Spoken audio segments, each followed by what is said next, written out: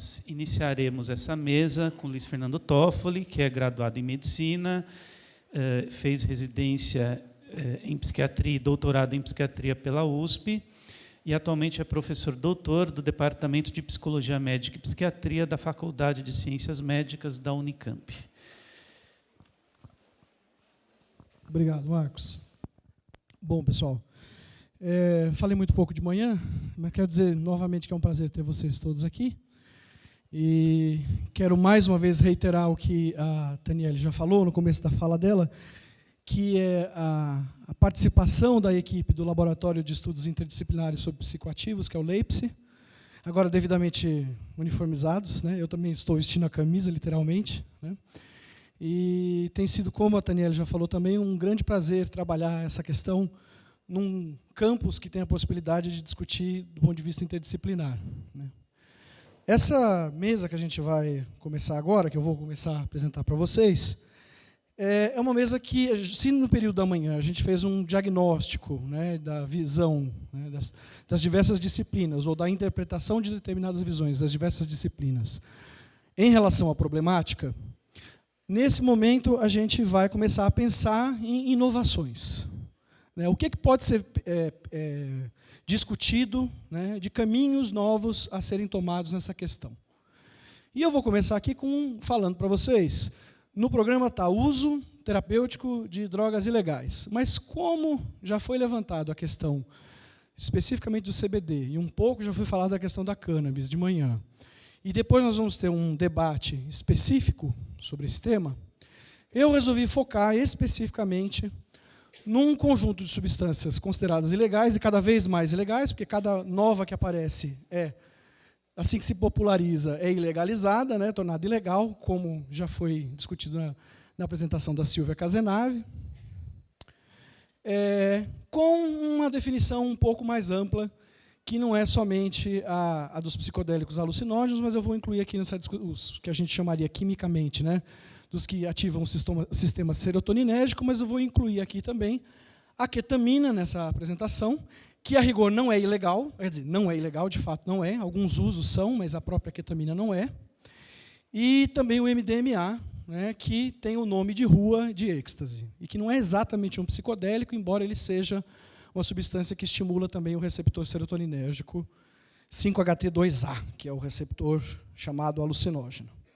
Bom, e aí quando a gente fala de substâncias ilegais e seus usos terapêuticos, é relevante a gente lembrar que o princípio de Paracelso, né, de que o que é veneno e o que é remédio é uma questão de dose, e aí eu acrescentaria, né, à luz do que a gente já viu, né, é também uma questão de contexto e é também uma questão da particularidade de cada um que usa.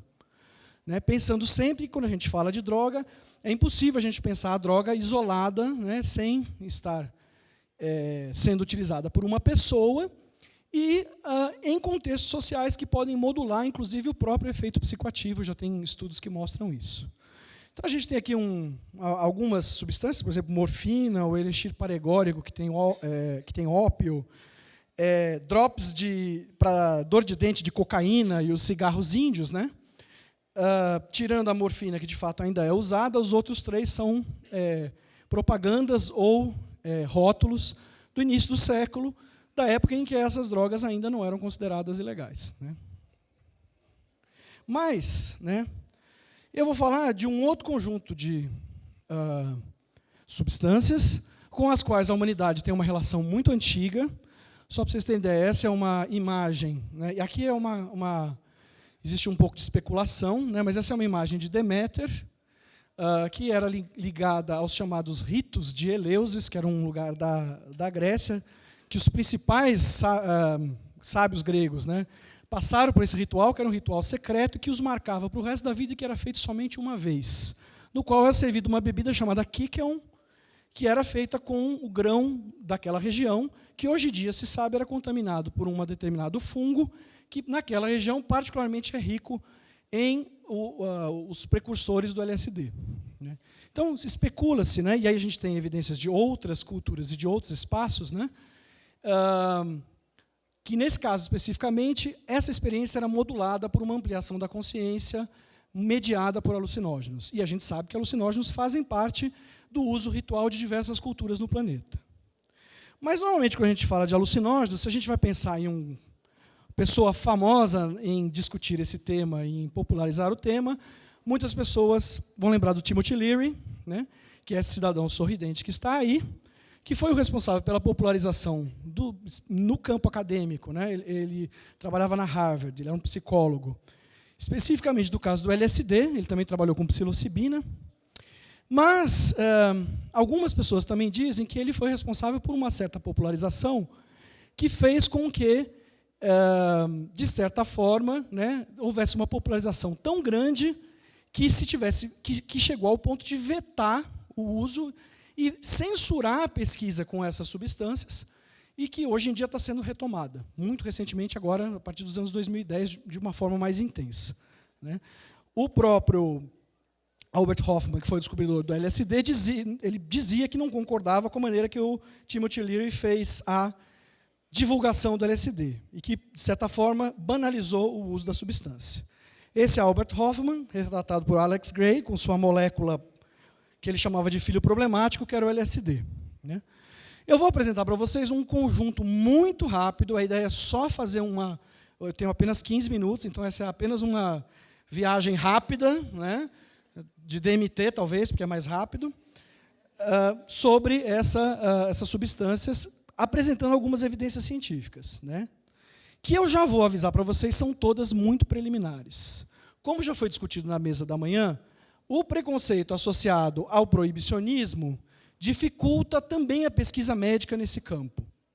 E, de certa forma, está havendo um renascimento da pesquisa nesse campo só agora, com metodologias científicas mais sólidas comparadas aos estudos que foram feitos nos anos 50, por exemplo, 50 e 60, quando, por exemplo, o LSD ainda era legalizado.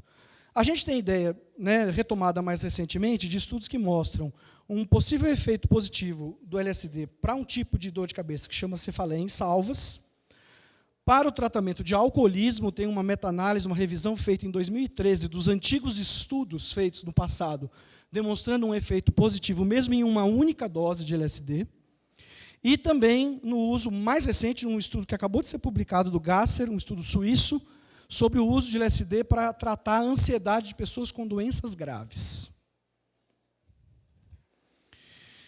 Outra substância que aí é conhecida por estar presente nos chamados cogumelos mágicos é a psilocibina. A psilocibina também foi estudada pelo Timothy Leary, e a gente tem algumas evidências, no caso das evidências da cefaleia em salva e do transtorno obsessivo-compulsivo, ainda são evidências muito preliminares, estudos não controlados, muito simples ainda, que precisam ser replicados e aprofundados, e um estudo mais recente, feito pelo Griffiths, com 2 publicações, né, em 2006 e 2008, onde ele apresenta essa molécula como uma molécula capaz de reduzir a ansiedade perante a morte em doenças terminais, mediado por sensações de ampliação da consciência e de espiritualidade induzidas pelo uso da própria substância.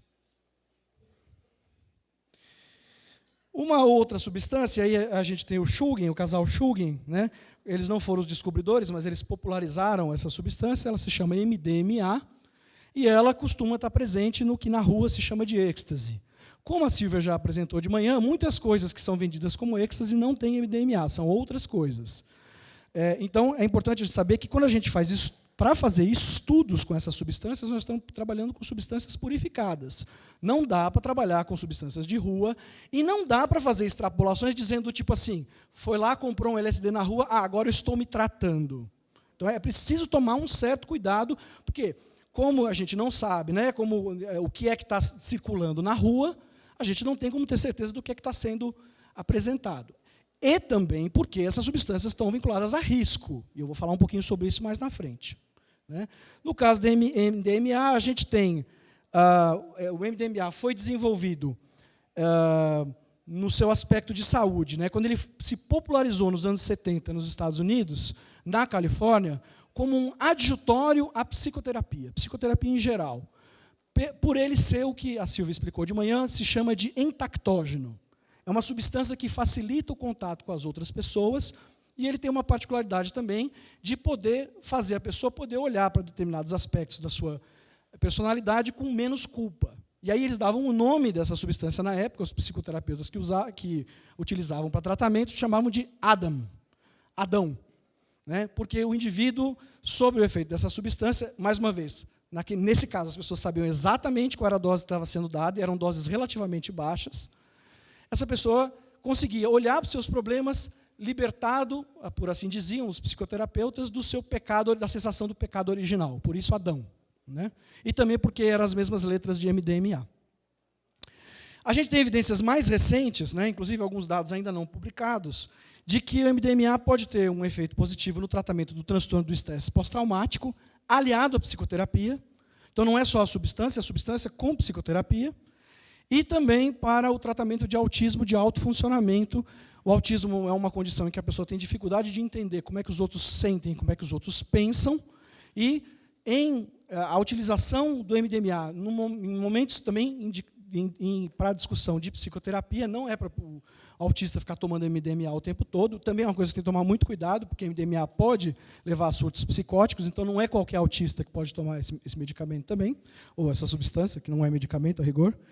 Né? Mas o Grob, né, ele está estudando isso agora atualmente na Universidade da Califórnia. Né? Então os dados ainda não estão publicados, mas a gente já tem algumas discussões preliminares que falam dessa substância. Essa é a substância que eu, por excelência, trabalho, que é a ayahuasca. Na verdade, não é uma substância, é uma combinação de duas plantas, um cipó e um arbusto, né, Psychotria viridis banisteriopsis caapi. A gente tem alguma evidência que fala a favor de que pode ter um efeito positivo para o tratamento da depressão, e também, principalmente, o que mais se discute, inclusive tem sido utilizado em centros de tratamento no exterior e também de forma, numa frinja cinzenta na lei, no Brasil também, para o tratamento de dependência química. Então nós estamos falando de uma assim chamada droga que trata outra droga. A ayahuasca também não, da mesma forma, ela tem um padrão diferente, ela não é ilegal. Ela é legal no Brasil, ela é autorizada para uso ritual ou religioso, mas não terapêutico. Outra substância que tem ficado um pouco mais famosa é a ibogaína. Ela é retirada de uma planta africana chamada Tabernante iboga, e que a substância tem sido administrada legalmente no Brasil. Ela não foi ilegalizada, ela é legal no Brasil. Ela é ilegal, por exemplo, nos Estados Unidos. Tem algumas pessoas que estão importando e fazendo, utilizando de forma, vamos dizer assim, alternativa ainda, né, ainda que sejam médicos, tratamento com ibogaína. E a ibogaína tem, por excelência, um aspecto aparentemente, né, até onde a gente pode ver, positivo para o tratamento da dependência química também. Trabalhar com ibogaína é extremamente perigoso, já há casos de mortes relatados por arritmia cardíaca, então não é qualquer coisa, né?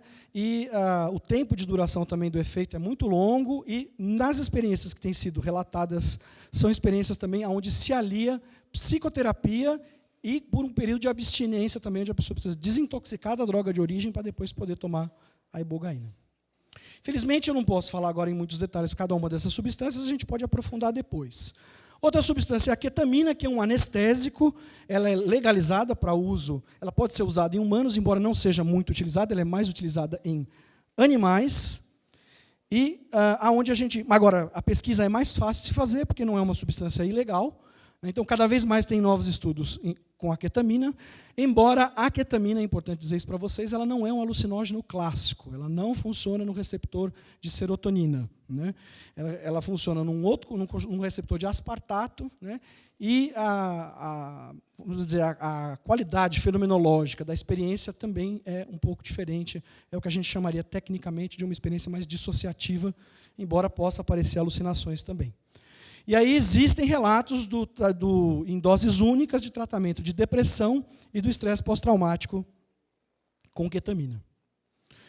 Rapidamente, dizer para vocês que, até onde se sabe, né, e aí eu estou falando de traduções de muitas pessoas que foram desenvolvendo esse assunto na franja da lei, né, principalmente nos Estados Unidos, mas também na Europa, estudando esse assunto e não publicando. Agora é que esse assunto está começando a chegar nas publicações científicas. Mas quem tem trabalhado com esse tema sugere 3 tipos principais de psicoterapia psicodélica. E é importante falar que nós não estamos falando de uso de uma substância pura e simplesmente como se tomar um antidepressivo que, espontaneamente, a gente sabe que fazer psicoterapia ajuda, mas só o antidepressivo pode funcionar também. No uso de terapia com psicodélicos, é importante saber que é necessário utilizar tratamento com psicodélicos, é necessário fazer psicoterapia. Tem 3 tipos de psicoterapia. Rapidamente, a psicolítica é em pequenas doses, a psicodélica é numa dose completa, tendo uma experiência abrangente, e depois se discute o que foi que aconteceu, e a hipnodélica combina a psicodelia com a sugestão hipnótica. Só para concluir, lembrar para vocês que não é só para isso que servem os estudos dos psicodélicos. Os estudos psicodélicos têm sido levantados na literatura para se discutir a própria natureza da consciência, de como é que funciona a consciência humana. Há estudos nesse sentido. Esse é um estudo do Braulio Araújo, lá da UFRN, com ayahuasca, mas há estudos com psilocibina, há estudos com LSD, e há um grande florescimento em humanos de estudos nesse campo a ser desenvolvido. Esse aqui é um quadro que advém de uma pesquisa do David Nutt, demonstrando que, aqui eu estou marcando os 2 principais psicodélicos, que é o LSD e o MDMA, como sendo de relativo baixo risco em relação a outras substâncias que vocês podem ver aí que chegam mais nas beiradas. Quanto mais na beirada, mais perigoso. Né? Só para comparar, isso aqui é a maconha, que é considerada relativamente segura, mas ainda seria um pouco mais perigosa do que essas substâncias. Mas essas substâncias não estão isentas de risco. É possível acontecer surtos psicóticos no uso delas, especialmente no uso em grande quantidade em pessoas jovens. Então, eu não estou advogando que as pessoas saiam por aí se tratando, pura e simplesmente comprando na rua essas substâncias.